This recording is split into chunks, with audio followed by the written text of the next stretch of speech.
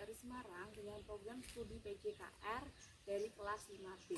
Nah, di semester 5 ini saya mendapatkan mata kuliah sepak takraw yang mana hari ini saya membuat tugas pertama, yaitu menjelaskan apakah itu sepak sila juga mempraktekannya dan bagaimana tekniknya. Nah, sepak sila itu merupakan salah satu teknik dari sepak takraw. Mohon maaf apabila mungkin saya tidak berada di lapangan yang seharusnya. Ini adalah latar di depan musola dekat rumah saya. Dan karena pandemi seperti ini, jadi keterbatasan dalam kuliah pun juga kurang menurut saya dan kurang efektif. Jadi apalagi ini adalah awal dari kuliah semester 5. Menurut saya di awal semester 5 ini banyak mahasiswa mungkin yang mengeluh, nggak paham dan lain-lain, termasuk saya sendiri. Tapi di sini saya berusaha melakukan tugas dan mempraktekkan dengan yang paling baik. Saya berharap semoga Bapak dosen, Pak Denny, bisa mengerti dengan kondisi seperti ini. Dan saya menggunakan tap bola takraw, tapi ini yang plastik, bukan yang dari rotan, ya.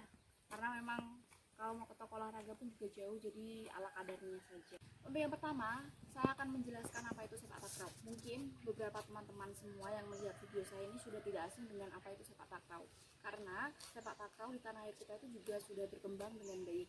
Nah, di desa saya ini juga sedang populer, ya, populer tingkat desa lah kalau istilahnya itu.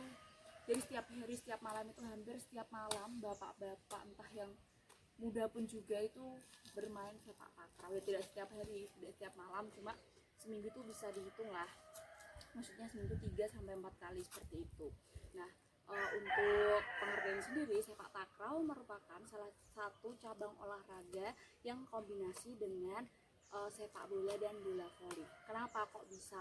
Nah, kenapa kok bisa? Jadi jawabannya adalah karena sepak takraw itu dimainkan dengan menggunakan kaki tanpa menggunakan tangan ketika memang sudah berada di area lapangan.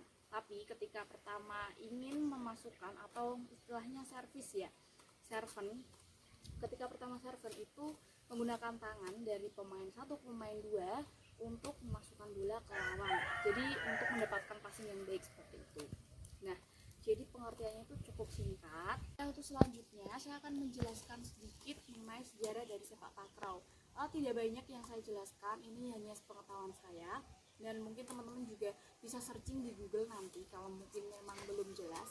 Jadi sepak takraw itu berasal dari Kesultanan Melayu yang mana berdiri sejak abad 634 Masehi hingga 713 Masehi, yang mana sebelumnya namanya itu adalah sepak raga. Terus kenapa bisa jadi sepak takraw?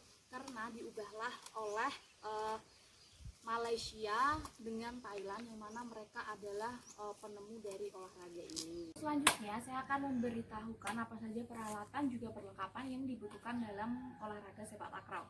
Yang pertama, ini ada bola, ya, bola itu wajib banget, kalau nggak ada bola nggak bisa main. Nah, setahu saya itu ada 2 jenis. Yang pertama itu ada yang fiber, ini yang plastik, ini punya saya itu fiber plastik.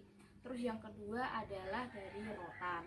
Untuk harganya sendiri bandingannya juga cukup berbeda, karena kalau fiber tuh biasanya jauh lebih murah daripada yang rotan. Jadi yang rotan tuh agak sedikit mahal, ya mungkin hanya selisih berapa ya, 4-5 ribuan mungkin ya, karena kalau setahu saya tuh lebih mahal yang rotan. Jelas-jelas rotan itu udah jelas rotannya aja mahal, ya, apalagi kalau dibuat bola kayak gini udah jelas lah mahal, udah ya jelas mahal. Selanjutnya ada lapangan. Nah, biasanya lapangannya itu sudah umumnya itu biasanya pakai lapangan bulu tangkis. Kalau di desa saya pakainya lapangan bulu tangkis karena sama, jadi bentuknya sama-sama persegi panjang.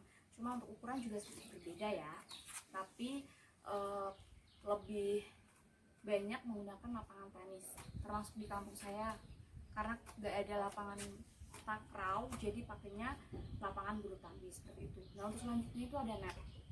Netnya itu sama seperti net-net pada umumnya, cuma kalau untuk ukuran standarnya untuk bermain sepak takraw pun juga berbeda.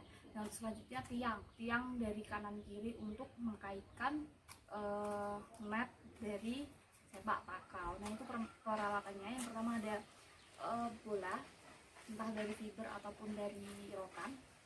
Yang kedua ada lapangan, yang ketiga ada net, dan yang terakhir ada tiang. Nah untuk wasit sendiri itu juga kebutuhan masing-masing. Kalau memang ada perlombaan yang benar-benar perlombaan tingkat kecamatan atau tingkat kabupaten ya, atau tingkat mungkin kampus, itu biasanya pakai yang namanya wasit.